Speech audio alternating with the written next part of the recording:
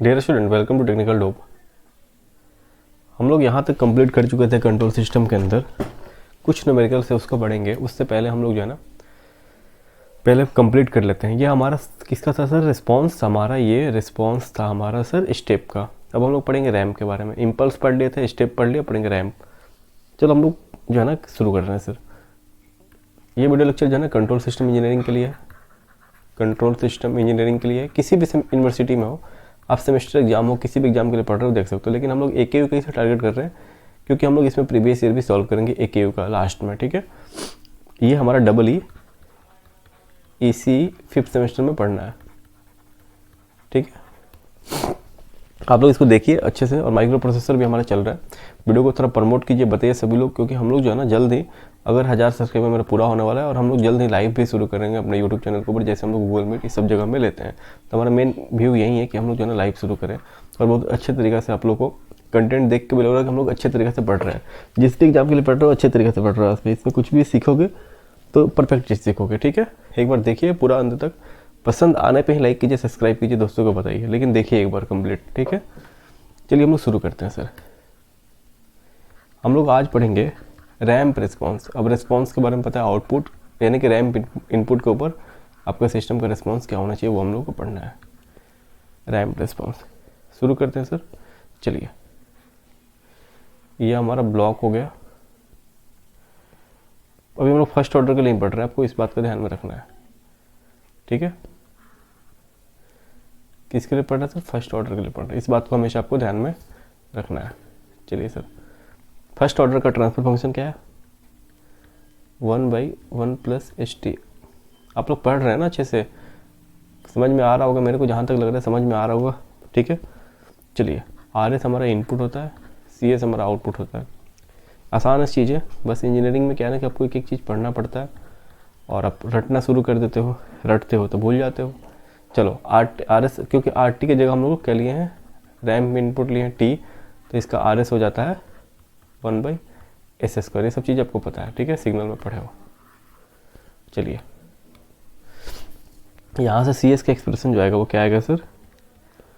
1/s² into 1/1 + ST। ठीक है, 1 + ST clear है।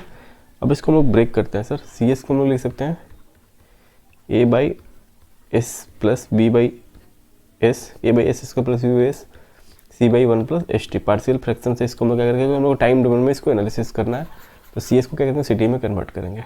चलो, ये सब चीज़ें आप सिग्नल में पढ़े ही हो, कुछ बात नहीं है। तो यहाँ से आप इसको सॉल्व करोगे, रुको मैं इसी में कर देता हूँ ताकि आपको ज़्यादा मेहनत नहीं पड़े। ठीक है, चलिए सर, यहाँ से जब इसको सॉल्व करोगे तो A का वैल्यू निकल के आता है 1, B का वैल्यू निकल के आता है -T, C का वैल्यू निकल के आता है -T²। ठीक है, चलिए, तो यहाँ से हमारा जो है CS क्या हो सकता है? 1/s² -T/s + T²/1 + ST। ठीक है, इतना चीज़ें निकल के आया। अब क्या करोगे सर? इसका CT निकालोगे। CT कैसे निकालोगे? इन्वर्स लैप्लास ट्रांसफॉर्मेशन करके। चीज़ें ये आपको पता है, मैं इसको वो डिटेल में फोकस नहीं कर रहा हूँ। तो यहाँ से CT निकल के आएगा सर हमारा T - कैपिटल T प्लस, बोलिए क्या होगा? देखो यहाँ पे हम लोग थोड़ा सा इसको एक स्टेप आगे बढ़ाते हैं। देखिए, CS को लिख सकते हैं 1/s² -T/s + T², क्योंकि हमको ऐसा T कॉमन लेंगे तो हमारा हो जाएगा 1 +, रुको मैं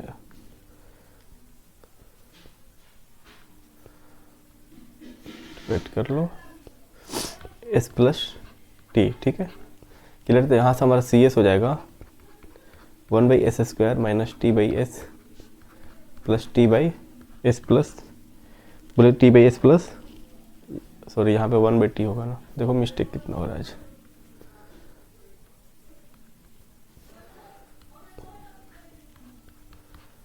ठीक है, अब देखो ये 1 हम लोग जो है ना इसको S + A फॉर्म में क्यों लेंगे? क्योंकि हमको पता है सर e⁻⁻⁴ का लैप्लास ट्रांसफॉर्मेशन क्या होता है? 1/s + A। हमारा एस प्लस ए फॉर्म में ही रहना चाहिए। और हम लोग जो है ना 1/s+a का इन्वर्स लैप्लास ट्रांसफॉर्मेशन क्या करेंगे तो क्या आएगा e⁻−at, इसीलिए हम लोग उसको किए हैं वहाँ पर। ठीक है, चलो यहाँ से हमारा सी टी का एक्सप्रेशन क्या आएगा सर, टी आएगा, क्योंकि हमारा टी का लैप्लास ट्रांसफॉर्मेशन होता है 1/s²। तो 1/s² का इन्वर्स लैप्लास ट्रांसफॉर्मेशन क्या होगा, टी होगा। ठीक है, ये सब चीज़ आपको थोड़ा सा ध्यान में रखना है। चलो माइनस कैपिटल टी, क्योंकि 1/s का इन्वर्स लैप्लास ट्रांसफॉर्मेशन होता है 1। ठीक है, इसको आपको ध्यान में रखना है। चलिए प्लस टी e⁻, बोले क्या होगा टी बाई, क्योंकि ये क्यों होगा, क्योंकि हमको पता है सर 1/s+a का क्या होता है इन्वर्स लैप्लास ट्रांसफॉर्मेशन e⁻−at। वैसे ही अगर हमारा 1/s+1/t रहेगा तो इसका इन्वर्स लैप्लास ट्रांसफॉर्मेशन क्या होगा, ए की जगह क्या है यहाँ पे 1/t, तो यहाँ पे क्या कर देंगे सर हम लोग, यहाँ पे कर देंगे -t/T। ठीक है, सेम चीज़ है। चलो ये सब चीज़ सिग्नल का पार्ट है, इसमें कुछ करना नहीं है। जब मैं इसको मिटा दिया t e⁻−t/T। ठीक है, ये हमारा किसका एक्सप्रेशन आया, इंपॉर्टेंट एक्सप्रेशन है ये, किसका आया सर, सी टी का रिस्पॉन्स का। कौन सा response sir, ramp response. Clear, देखो कितने अच्छे तरीके से आप लोग समझ रहे हो। चलो यहाँ तक कोई दिक्कत नहीं। सी टी का जो एक्सप्रेशन आया t−T plus t into e⁻−t/t। अब देखिए सर, थोड़ा सा हम लोग इसको एलोबरेट करते हैं। सर सी टी ये है बहुत अच्छा चीज़, लेकिन इसको यूज करना थोड़ा डिफिकल्ट है। सी टी हम लोग लिख सकते हैं सर, क्या लिख सकते हैं, t−T प्लस e⁻−t/t। ये किसका एक्सप्रेशन है, ये हमारा, मान लीजिए एक्सप्रेशन, सॉरी मान लीजिए कि निकल के ही आए, ये जो एक्सप्रेशन आया हमारा, ये हमारा रैंप रिस्पॉन्स का एक्सप्रेशन है बस। ठीक है, चलिए अब आप लोग जो है ना इसमें बता सकते हो सर कि आपका टाइम रिस्पॉन्स कौन सा होगा, सॉरी स्टेडी स्टेट रिस्पॉन्स कौन सा होगा, ट्रांजिएंट कौन सा होगा। तो देखो सर, ये जो पार्ट है ना, ये जो पार्ट है ये आपका कौन सा पार्ट है, ये आपका स्टेडी स्टेट रिस्पॉन्स का पार्ट है, और ये आपका कौन सा पार्ट है, ट्रांजिएंट रिस्पॉन्स का पार्ट है। बोलोगे सर समझ में नहीं आया, तो पहले 2 वीडियो देखो, समझ में आ रहा होगा। ट्रांजिएंट रिस्पॉन्स किसको बोलते थे, जिसका भी वैल्यू टाइम इन्फिनिटी करने के बाद 0 हो जाए वो ट्रांजिएंट का पार्ट है, जो हमेशा रहे वो स्टेडी स्टेट का पार्ट है। ठीक है, ठीक है, क्लियर है, तो ये आपको समझ में आ रहा होगा। अब जो है यहाँ तक तो कोई दिक्कत नहीं है, हमारा जो है स्टेडी स्टेट रिस्पॉन्स और ट्रांजिएंट रिस्पॉन्स दोनों निकल के आ गया। तो एक चीज़ देखो आप कि सर आपका स्टेप रिस्पॉन्स में भी जो हमारा जो है क्या था सर, हमारा ट्रांजिएंट वाला पार्ट क्या था, स्टेप रिस्पॉन्स का एक्सप्रेशन क्या था, देखो यहाँ पे दिख भी रहा है। रुको मैं दूसरे पेन से कर देता हूँ।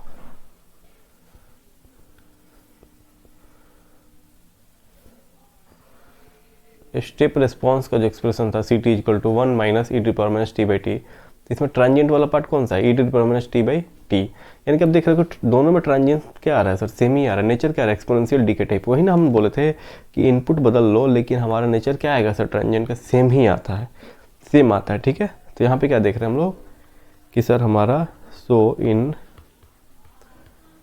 Ramp response also transient response क्या होगा इसमें,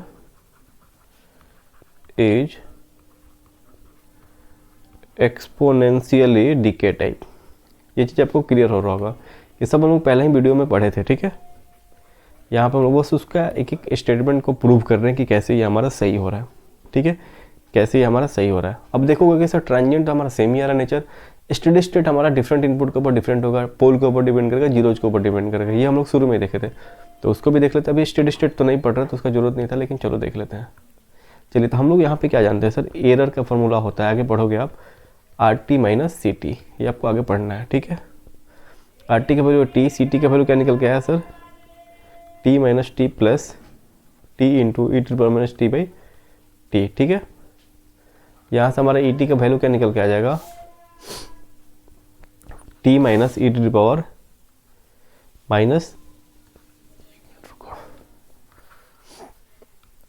कैपिटल टी छूट रहा था, T/t आया। ठीक है, क्लियर है।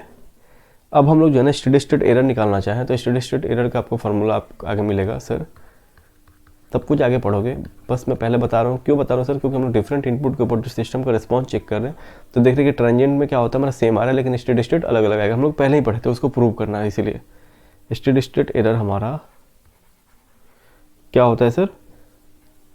Limit t tending to infinity के ऊपर ई टी का वैल्यू क्या है, ठीक है। तो पुट करोगे तो ये कैपिटल टी आएगा। पहले वाले में भी आप देखोगे तो कुछ और आता, वहाँ पे हम लोग नोटिस नहीं किया था। तो बस ये सब चीज़ें क्या है ना कि आपको दिखेगा आगे चल के, इसमें कुछ है नहीं। मैं बोला था ना, जो भी स्टेटमेंट हम लिखेंगे सबका प्रूफ देखेंगे, ठीक है, कैसे हो रही है। चलो यहाँ तक कोई दिक्कत नहीं है। अब जो है ना थोड़ा सा हम लोग और इसको क्या करते हैं, देखते। देखो एक और चीज़ अब बताओ कि आप क्या देखे थे कि sir D by D T हम लोग करेंगे अगर रैंप रिस्पॉन्स का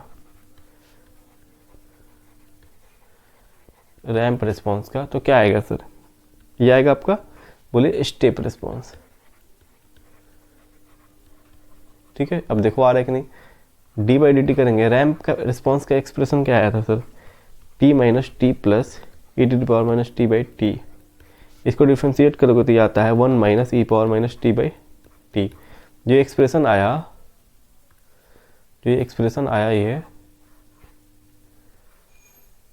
ये किसका एक्सप्रेशन है सर? ये एक्सप्रेशन है स्टेप रिस्पॉन्स का,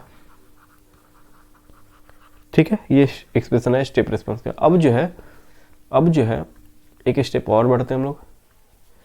अब हम लोग क्या जानते हैं sir? D by D T अगर हम लोग स्टेप रिस्पॉन्स का करें तो क्या देगा सर? ये हमारा देगा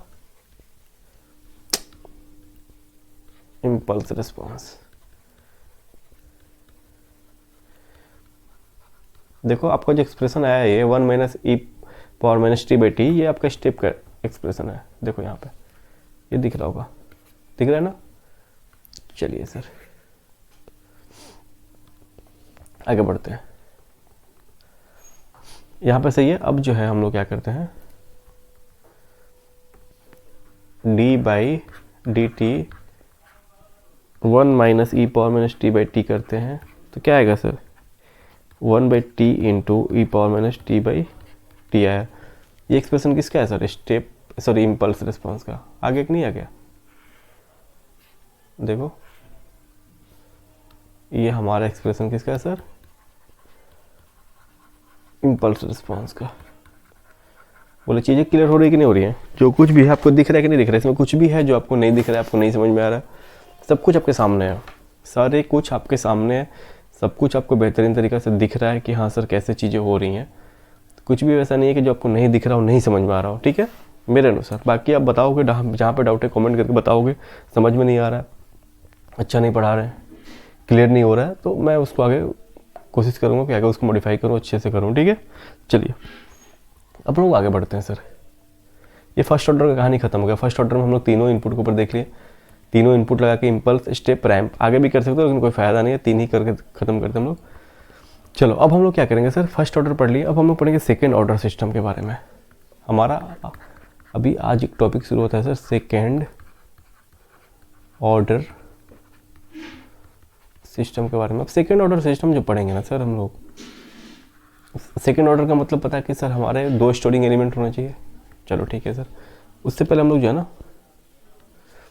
देखो यहाँ पे हम लोग बनाते हैं, आपको पता होना चाहिए, याद होना चाहिए sir, standard second order equation electrical network में।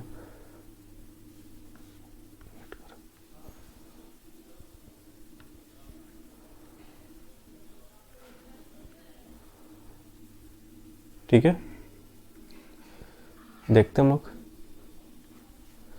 इम्पॉर्टेंट है, अच्छे से करेंगे, क्लियर है, कुछ भी डाउट नहीं होगा आपको, अच्छे से सब कुछ समझ में आएगा। चलिए सर, हमारा इक्वेशन जो होता है हमारा omega n square by s into s plus 2 zeta omega n, standard second order equation होता है। अच्छा इसमें क्लोज लूप बनाएंगे ना, सॉरी फीडबैक भी देते हैं, चलो फीडबैक दे देते हैं। एक मिनट,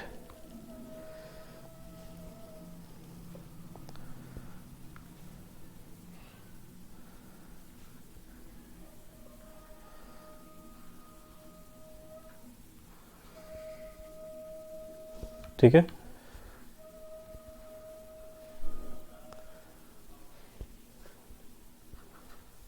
हो गया, यहाँ पे क्लियर है। ये हमारा close loop second order system बन गया। निगेटिव फीडबैक सिस्टम के साथ। ठीक है, ये हमारा इनपुट साइड हो गया, आर एस लिख लो, आर टी लिख लो, ये हमारा आउटपुट साइड हो गया, सी एस लिख लो, सी टी लिख लो। ठीक है, फिलहाल के लिए समझो। अब जो है ना इसको हम लोग कन्वर्ट कर सकते हैं, यूनिटी फीडबैक सिस्टम है और हमारा फॉरवर्ड पाथ गेन दिया हुआ है, तो इसको हम लोग ओवरऑल ट्रांसफर फंक्शन में कन्वर्ट कर सकते हैं। चलिए आगे करते हैं इसको। ठीक है, आगे इसको कन्वर्ट करते हैं। डायरेक्ट पता है, न्यूमरेटर को डिनोमिनेटर में ऐड कर देंगे, हो जाएगा हमारा क्या चाहिए सर, फर्स्ट ऑर्डर से second order, sorry forward path को हम लोग ओवरऑल ट्रांसफर फंक्शन में कन्वर्ट कर सकते हैं। चलिए इसको लिख सकते हैं omega n square by s square plus 2 zeta omega n s plus omega n का होल स्क्वायर। क्या क्या सर, न्यूमरेटर को डिनोमिनेटर में ऐड कर दिया, शॉर्टकट मैंने पहले ही बताया है ये सब चीज़ें। ठीक है, नहीं बताया तो मैं इसको फिर से पढ़ा दूंगा, क्योंकि हम लोग टॉपिक ही शुरू किए थे। देखो क्या मैं लिख रहा हूँ भाई, ये हमारा सी एस है, ये हमारा आर एस है। ओवरऑल सिस्टम का गेन क्या आ गया sir, C s by R s आएगा, वो क्या आएगा sir, omega n square. Important है, इसको हमेशा ध्यान रखोगे, s square plus 2 zeta omega n s plus omega n square. ये सेकेंड ऑर्डर स्टैंडर्ड हमारा ट्रांसफर फंक्शन है या गेन है, जो भी बोलो, सेकेंड ऑर्डर के लिए बहुत इंपॉर्टेंट है। ये इतना इंपॉर्टेंट है मैं बता नहीं सकता हूँ। चलिए अब हम लोग जो ना आगे बढ़ते हैं सर, ये हमारा आ गया सेकंड ऑर्डर के लिए। अब हम लोग एक इलेक्ट्रिकल नेटवर्क लेते हैं, उसको सेकंड ऑर्डर बनाते हैं। तो आपको पता ना सेकंड ऑर्डर कैसे बनाते हैं सर, 2 स्टोरिंग एलिमेंट होने की वजह से। चलिए सर देखते हैं, देखो ठीक है, आपको कैसे यहाँ पे सब कुछ दिखेगा।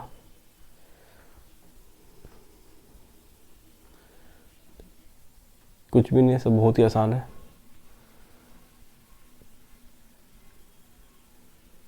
बहुत ही आसान चीज़ें हैं। ठीक है, चलिए अब हम लोग इसको देखते हैं कि सर ये हमारा कैसे सेकेंड ऑर्डर का ये बनता है। इसको लिख सकते हैं 1/CS कैपेसिटर है, इसको लिख सकते हैं LS, इसको R, इसके ऊपर डिपेंड नहीं करता, ये इनपुट VIS, ये V0S। ये हमारा सेकेंड ऑर्डर इलेक्ट्रिकल नेटवर्क है, सेकेंड ऑर्डर का। क्यों सर, क्योंकि हमारे दोनों स्टोरिंग एलिमेंट एक दूसरे के साथ इक्विवेलेंट नहीं बन सकता है। 2 स्टोरिंग एलिमेंट हमारा यहाँ पे दिख रहा है, क्लियर है। यहाँ पे हम लोग जो है ना इसका ओवरऑल ट्रांसफर फंक्शन निकालेंगे, तो कैसे निकलेगा, ये कैसे इसको हम लोग जो है ना आउटपुट बाई इनपुट का रेशियो निकालेंगे। तो ठीक है, चलिए आगे इसको प्रोसीड करते हैं। अगर हम लोग जो है ना इसमें वोल्टेज डिवीजन रूल यूज करें, तो V0S हम लोग ये आउटपुट के क्रॉस क्या करते हैं सर, वोल्टेज को देखेंगे। तो क्या अगर V0S को लिख सकते हैं sir VIS in total input voltage into किसके क्रॉस निकाल रहे हैं, CS के 1/CS के क्रॉस बाई टोटल। देखो क्योंकि ये हमारा, देखो ये हमारा जो है ना यहाँ पे I का वैल्यू 0 है, तो आप देख रहे हो कि R, LS और 1/CS तीनों क्या है सर, सीरीज में कनेक्टेड है। तीनों सीरीज में कनेक्टेड है, क्लियर है, तीनों सीरीज में कनेक्टेड। इस चीज़ को हमेशा ध्यान में रखोगे। बाकी सारे को हम लोग ऐड कर देंगे 1/CS। यही ना होता है सर, वोल्टेज डिवीजन रूल पढ़े हो ना, कैसे निकालते हैं हम लोग सर। V है, ये R1, R2, R3 के क्रॉस V2 है, तो V2 निकालने के लिए क्या करेंगे, total voltage into R3 by total resistance impedance जो कुछ भी रहे। ठीक है, सेम ने। ठीक है, चलो सर आगे बढ़ते हैं इसमें। अब देखिए, अब हम लोग जो है ना यहाँ पे अगर हम लोग V0 बाई VIS करेंगे तो क्या आएगा सर, 1/CS। हमको यही ना चाहिए, V0S by VIS, R plus LS plus 1/CS। ये भी बहुत इंपॉर्टेंट रिजल्ट निकल के आएगा, ऐसे बहुत ज़्यादा इंपॉर्टेंट, आप गेस नहीं कर सकते हो कितना इंपॉर्टेंट है सब चीज़ें। यहाँ से लिख सकते हो sir V0S by VIS is equal to 1/LC। ठीक है, या मैं इसको एक स्टेप और बढ़ा देता हूँ, जो देखो यहाँ से लिख लो इसको 1/S square plus LC। Mistake ही होता है आजकल। देखो इसको लिख सकते हैं सर, देखो इसको हम लोग जो है क्या कर रहे हैं, इसको सॉल्व कर रहे हैं। ठीक है, सॉल्व करेंगे तो यहाँ पे क्या आएगा बताइए, S square LC plus RCS plus 1। अब हम लोग को क्या करना है, इस सेकंड ऑर्डर के ऊपर बैठाना है, यानी कि हमारा इस फॉर्मेट में S स्क्वायर का कोफिशिएंट 1 होना चाहिए, S का कुछ भी कोफिशिएंट रहे, ओमेगा एन एक हमारा कांस्टेंट होना चाहिए। ठीक है, और ये ओमेगा एन हमारा सेम होना चाहिए ऊपर का। ठीक है, चलो तो हम लोग S स्क्वायर के कोफिशिएंट को 1 बनाएंगे, तो LC को कॉमन लेंगे, तो ऊपर आ जाएगा 1/LC, नीचे वाला LC ऊपर चला जाएगा। ठीक है, एस स्क्वायर बच जाएगा R C s by L C, ठीक है। तो यहाँ से हमारा सी सी कैंसिल हो जाएगा, दिख रहा है ना, यहाँ से सी सी कैंसिल हो जाएगा, तो हम लोग लिख सकते हैं इसको आर बाई एल, तो हम लोग लिख सकते हैं इसको R by L s plus यहाँ पे कॉमन लिया क्या एल सी, तो हमारा 1 बाई एल सी हो गया। देखो यहाँ पे 1 by L C common, s square का कोफिशिएंट 1, एस का कोफिशिएंट कुछ भी रखो, ठीक है। यहाँ हमारा स्टैंडर्ड सेकंड ऑर्डर पे पैटर्न पे बैठ गया, इसीलिए हम लोग इसको, चलो ये इंपॉर्टेंट है, इसको भी आप याद रखोगे। सेकंड ऑर्डर इलेक्ट्रिकल सिस्टम का आप ओवरऑल ट्रांसफर फंक्शन बोलो या फिर ओवरऑल गेन बोलो, इसको भी आप याद रखोगे, ठीक है। ये भी इंपॉर्टेंट है आपके लिए। चलो सर, ये भी आपके लिए इंपॉर्टेंट है,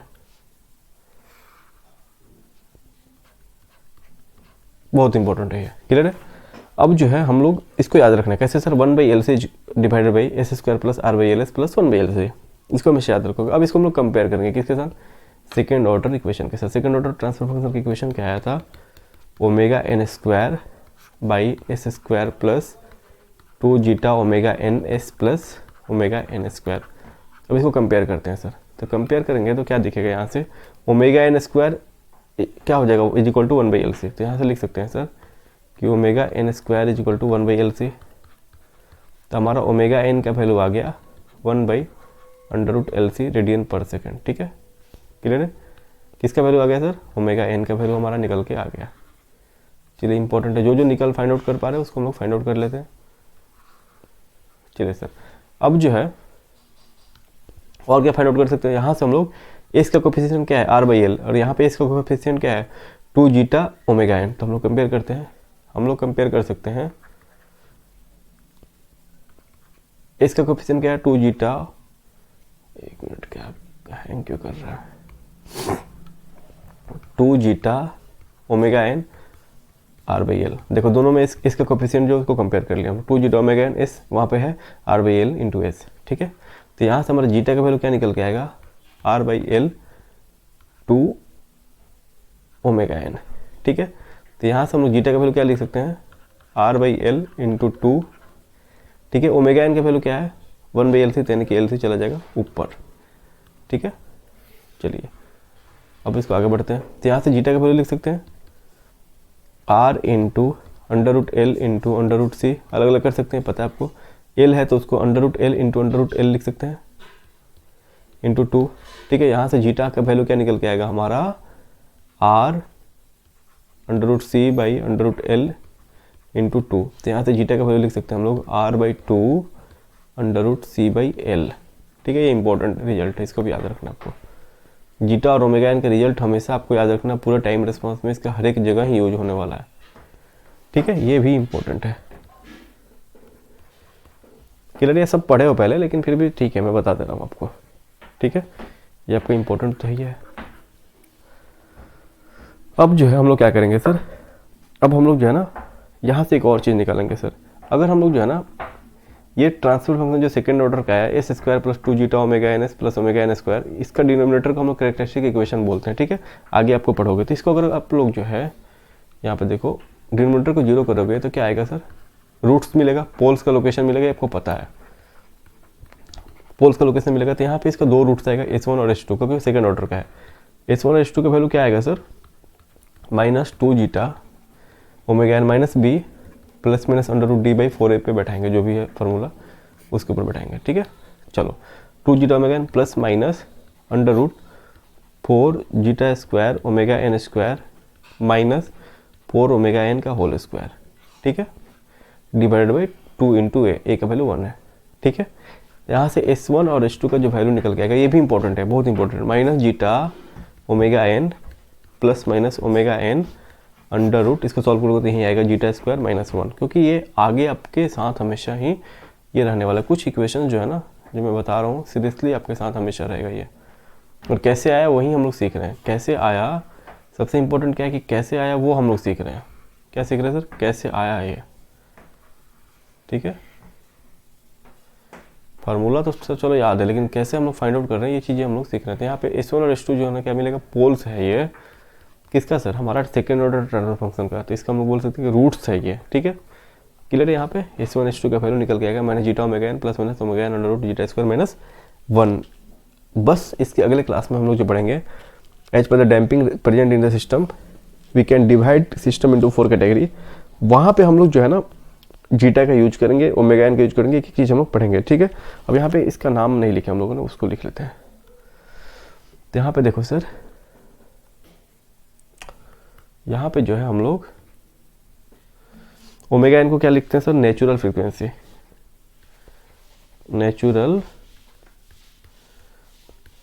फ्रीक्वेंसी ऑफ द सिस्टम, ठीक है।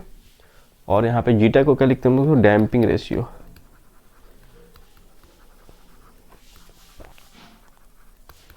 ठीक है। यहाँ तक आपको क्लियर हो गया होगा। अब हम लोग आगे जो है ना सेकेंड ऑर्डर में स्टेप रिस्पॉन्सेस शुरू करेंगे, ठीक है। स्टेप रिस्पॉन्सेस शुरू करेंगे तो यहाँ पे और एक कैटेगरी हो जाएगा जीटा के आने की वजह से, अनडैम्प्ड, अंडरडैम्प्ड, ओवरडैम्प्ड, क्रिटिकल डैम्प, तो वो हम लोग भी देखेंगे। जैसे हम लोग फर्स्ट ऑर्डर में क्या देख रहे थे सर, डैम्पिंग का कोई सीन नहीं था, तो वहाँ हम लोग सिंपली इनपुट के ऊपर चेक कर रहे थे, स्टेप, इंपल्स। तो हम लोगों ने देखा कि इंपल्स रिस्पॉन्स के ऊपर सिर्फ हमारा क्या आता है सर, सिर्फ हमारा जो है ना ट्रांजिएंट बिहेवियर आता है, स्टेडी स्टेट नहीं आता है। इसीलिए हम लोग जो है ना सेकेंड ऑर्डर से इंपल्स को इंक्लूड नहीं करेंगे, हम लोग सिर्फ किसको इंक्लूड करेंगे, स्टेप, रैम्प को इंक्लूड करके आगे हम लोग एनालिसिस करेंगे। और ये फिर हम लोग ये भी देखे थे कि सर हमारा नेचर ऑफ सिस्टम इनपुट के ऊपर डिपेंड नहीं करता है, वो हमारा ट्रांजिएंट बिहेवियर चेंज नहीं होगा। ये सब कुछ हम लोगों ने लिखा था पहले, उसको ही आगे प्रोसीड कर रहे हैं। आप रिलेट करके पढ़ोगे अच्छे से समझ में आएगा। तो आप लोग बताना वीडियो कैसा लगा। अगर वीडियो अच्छा लगा तो हम लोग इसको आगे माइक्रो प्रोसेसर की तरह ही कंटिन्यू करेंगे और अच्छे से आपको कंप्लीट कराएंगे, ठीक है। Thank you. वीडियो को देखिए, लाइक कीजिए, सब्सक्राइब कीजिए और ज़्यादा से ज़्यादा शेयर कीजिए। मैक्सिमम लोगों को इससे फ़ायदा होना चाहिए। देखो जो भी स्टूडेंट है ना, बहुत सारे लोगों को दिक्कत होती है, बहुत सारे पैसे पे नहीं कर पाते, बहुत लोगों को बहुत तरह की दिक्कतें हैं। तो देखो जितना बहुत सारे चैनल्स भी हैं, लेकिन अगर आपको पसंद आता है तो प्रमोट करो, बताओ और पढ़ो, ठीक है। सीखो, अगर समझ में आ रहा है तो आगे इसको प्रोसीड कराओ, ठीक है। चलिए, थैंक यू आप लोगों को।